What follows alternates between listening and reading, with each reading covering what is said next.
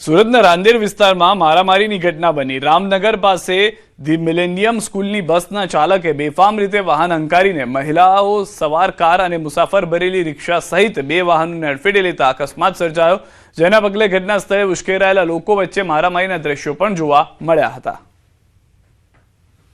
તો દ્રશ્યોમાં પણ આપ જોઈ રહ્યા છો, પહેલા જે બસ ચાલક છે, બસમાં જે સવાર હતા તેઓને પણ માર મારવામાં આવી રહ્યો છે। અન્ય જે લોકો રસ્તા પર હતા તેઓ પણ સમર્થનમાં આવ્યા હતા, કારણ કે એક ગાડીને પણ નુકસાન થયું હતું, રિક્ષાને પણ નુકસાન થયું હોવાની જાણકારી છે અને ત્યારબાદ આ સમગ્ર મારામારીની જે ઘટના છે તે જોવા મળી રહી છે। વાહનને અડફેટે લેતા મામલો બીચક્યો હતો, પોલીસ ફરિયાદ થઈ હોવાનું હાલમાં પ્રાથમિક જાણકારી મળી રહી છે। મારામારીનો વિડીયો વાયરલ થતા પોલીસે પણ સંજ્ઞાન લીધું હોવાની જાણકારી છે। રાંદેર વિસ્તારમાં સમગ્ર ઘટના બની છે કે જ્યાં આગળ સ્કૂલ બસ સાથે બે વાહન ટકરાયા હતા। આણંદ જિલ્લામાં ગેસની અસરે પાકને નુકસાન થયું છે। ખંભાતના વત્રા વટાદરા સીમમાં ઝેરી ગેસથી હાહાકાર છે। 500 વીઘાથી વધુ ડાંગરના પાકને નુકસાનનો દાવો છે। ઝેરી ગેસથી હજારો પક્ષીઓના મોતનો ગ્રામજનોનો દાવો છે। આકાશમાંથી પક્ષીઓ ટપોટપ નીચે પડ્યા। કેમિકલ કંપની પર ગ્રામજનોનો ગંભીર આક્ષેપ। ઝેરી ગેસથી શ્વાસ લેવામાં તકલીફની ફરિયાદ, ઉલટી ઉબકાની ફરિયાદોથી ગ્રામજનોમાં ભય। વારંવાર ગેસ છોડતી કંપનીઓથી ગ્રામજનો ત્રાહિમામ। તંત્ર કાર્યવાહી નહીં કરતું હોવાનો ગ્રામજનોનો આક્ષેપ। ઝેરી ગેસ મામલે તપાસની માંગ તેજ।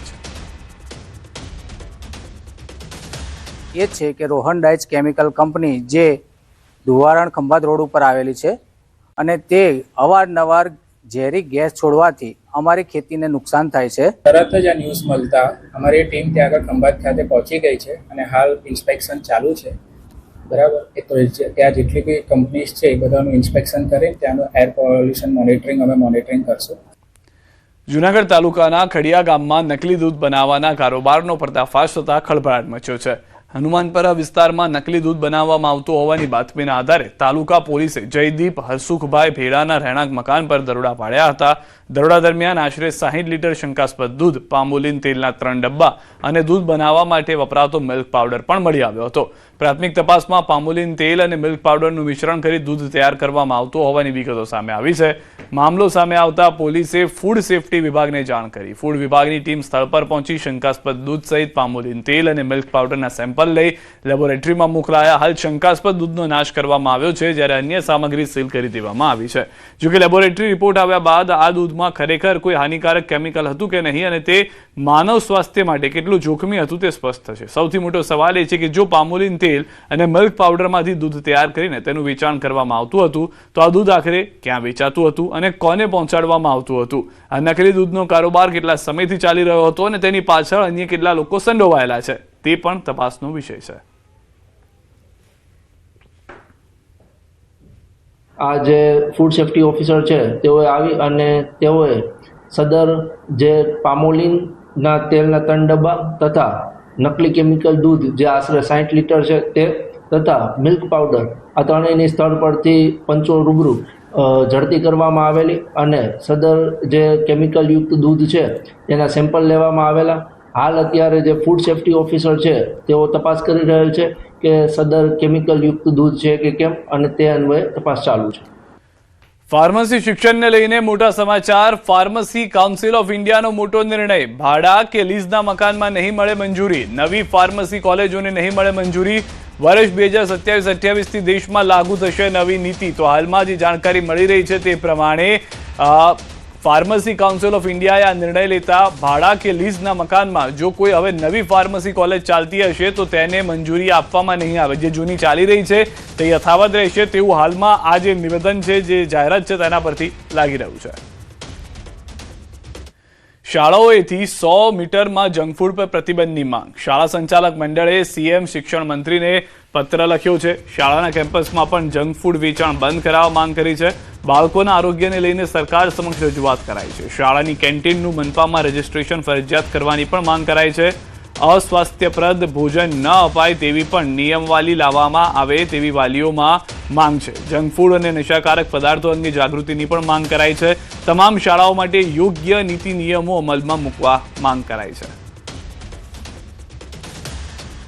આપણી શાળાની 100 મીટરની ત્રિજ્યામાં જો આવું કોઈ વેચાણ થતું હોય, આવા સ્ટોલ હોય, હોટેલ હોય, જે બી વોટેવર કે જે બી એને રોકવા જોઈએ, કાયદાકીય રીતે રોકવા જોઈએ।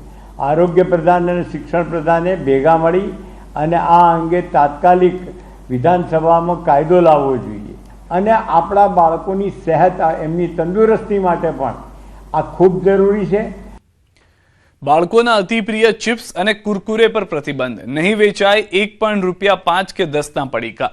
આ ઐતિહાસિક નિર્ણય થયો છે મહેસાણાના ખેરાલુ તાલુકાના ડાવોલ ગામે.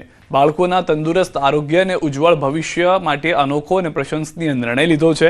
ગામની 2200 જેટલી વસ્તી ધરાવતા ડાવોલમાં સરપંચ મંજુલાબેન પરમારની અધ્યક્ષતામાં યોજાયેલી ગ્રામસભામાં સર્વાનુમતે ઠરાવ પસાર કરી 5 અને 10 રૂપિયાના જંક ફૂડ, ચિપ્સ, કુરકુરે સહિતના પડીકાવાળા નાસ્તાના વેચાણ પર સંપૂર્ણ પ્રતિબંધ મૂકવામાં આવ્યો છે. 16 ઓગસ્ટથી આ નિર્ણયનો અમલ શરૂ કરવામાં આવ્યો. ગામમાં નિયમનો કડક અમલ થાય તે માટે 11 ઓગસ્ટે સરપંચ દ્વારા ગામની તમામ 7 દુકાનદારોને નોટિસ આપી 15 ઓગસ્ટ સુધીમાં પ્રતિબંધિત વસ્તુઓ જૂનો સ્ટોક ખાલી કરવા સૂચના આપવામાં આવી. હવે 16 ઓગસ્ટથી કોઈ દુકાનદાર પ્રતિબંધિત જંક ફૂડનું વેચાણ કરતા ઝડપાશે તો પ્રથમ વખત 3100નો દંડ કરવામાં આવશે. આ પહેલનો મુખ્ય હેતુ બાળકોને જંક ફૂડથી દૂર રાખી પોષણક્ષમ અને આરોગ્યપ્રદ આહાર તરફ વાળવાનો તેમજ દાંત અને પેટ સંબંધિત સમસ્યાઓથી બચાવવાનો છે. ડાવોલ ગામે અગાઉથી પણ બાળકોના સ્વાસ્થ્ય અને પર્યાવરણને ધ્યાનમાં રાખીને મહત્વપૂર્ણ પગલાં લેવાયા છે. ગામની અંદર પ્લાસ્ટિક પ્રતિબંધનો નિર્ણય લેવામાં આવે છે અને ખાસ કરીને પડીકા જે કે ₹5 અને જે ₹10 વાળા પડીકા મળે છે એ બંધ કરવાનો લેવામાં આવે છે. અને લગભગ 11 તારીખે ગ્રામ પંચાયતે ઠરાવ કર્યો હતો અને એ અમને જાણ થઈ હતી એટલે અમને ખરેખર સારું લાગ્યું. અને 15મી ઓગસ્ટના દિવસે સ્વતંત્ર દિવસના દિવસે અહીંયા સ્કૂલમાં પણ એ જાહેરાત કરવામાં આવી હતી કે ભાઈ આપણા ગામની અંદર 5 અને 10 રૂપિયા જે પડીકા મળે છે જે બાળકોના સ્વાસ્થ્ય માટે હાનિકારક છે. અમારા જ ગામના ઉદ્યોગપતિ શ્રી લાલજીભાઈ ચૌધરી, ગામના પ્રિન્સિપાલ જયશંકભાઈ, બીજા દુકાનદારો પણ હતા. પ્રમુખ હોસ્પિટલ કેન્સરની જે છે એના ડૉક્ટર દિનેશભાઈ પણ અમારા ગામના જ વતની છે. એ પણ અવારનવાર જ્યારે પણ ગામમાં આવતા ત્યારે અમને ટકોર કરતા કે આ વસ્તુ હાનિકારક છે તો આના માટે કંઈક પંચાયત દ્વારા અને ગામ દ્વારા નિર્ણય લેવામાં આવે. એમના બધાના સહકારથી અને ગામના વડીલોના સહકારથી અમે આ નિર્ણય લીધો છે. બધાના કહેવાથી કે દુકાનદારો 5-10 વાળા પડીકા વેચે છે તે છોકરોને બીમારીના કારણે દુકાનદારોને એમ કીધું કે પડીકા બંધ કરી દો તો અમને નોટિસ આપી હતી. 15મી તારીખે અમે પડીકા બંધ કરી દીધેલા છે. દ્વારકાના દરિયામાં જોખમી સ્નાન, દરિયામાં ભારે કરંટ વચ્ચે જોખમી સ્નાનના દ્રશ્યો જોવા મળ્યા છે, જેમાં કેમેરામાં એક યુવક પણ કેદ થયો છે. યુવક જીવના જોખમે દરિયામાં સ્નાન કરતા નજરે પડ્યો છે. ભારે કરંટને કારણે દરિયામાં 10 થી 15 ફૂટ ઊંચા મોજા ઉછળી રહ્યા છે. દ્વારકામાં દરિયા કિનારે ગોમતી ઘાટ પાસે યુવક જોખમી સ્નાન કરતા કેમેરામાં કેદ. તંત્ર દ્વારા દરિયા કિનારાથી દૂર રહેવા અપીલ કરવામાં આવી છે, પરંતુ લોકો બેદરકારી દાખવતા નજરે પડ્યા. તો દ્રશ્યોમાં પણ આપ જોઈ રહ્યા છો, એક તો મોજા ઉછળી રહ્યા છે, દ્રશ્યોમાં સ્પષ્ટ જોવા મળી રહ્યું છે. બીજી તરફ જે ભારે મોજાના કારણે યુવક જે બેઠો હતો ત્યાં આગળ તે પણ ઉછળીને પાછળ પડે છે, છતાં પણ તે ફરી એક વખત આ જીવના જોખમે વિડીયો બનાવવા માટે સ્ટન્ટ કરતો જોવા મળી રહ્યો છે. દરિયાના મોજા એટલા તીવ્રતા સાથે આવી રહ્યા છે કે જે યુવક બાકડા પર જઈને બેઠો હતો તે પાણીના કારણે જ પછડાઈને પાછળ પડી જાય છે, પરંતુ તેમ છતાં તે ત્યાં આગળ વારંવાર સ્ટન્ટ કરતો જોવા મળી રહ્યો છે. અમદાવાદના વેરાવળ વંદે ભારત શરૂ થતા બોટાદ અને અમરેલી પંથકમાં મુસાફરોને મોટી રાહત. એક્સપ્રેસના નવા રૂટ હેઠળ સાબરમતીથી ગાંધીધામ, ગાંધીગ્રામની સાથે ધોળકા, ધંધુકા થઈ બોટાદ, ઢસા, ધોળા અને અમરેલી જિલ્લાના ચિત્તલ રેલવે સ્ટેશનની ટ્રેનનું આગમન થતાં ઢોલ નગારા સાથે ભવ્ય સ્વાગત કરવામાં આવ્યું. આ વિસ્તારોમાં સ્ટોપ મળવાથી સોમનાથ મહાદેવના દર્શને જતા શ્રદ્ધાળુઓ, વેપારીઓ અને વિદ્યાર્થીઓને અમદાવાદ તથા સૌરાષ્ટ્ર તરફ મુસાફરી કરવા માટે ઝડપી તેમજ આધુનિક કનેક્ટિવિટી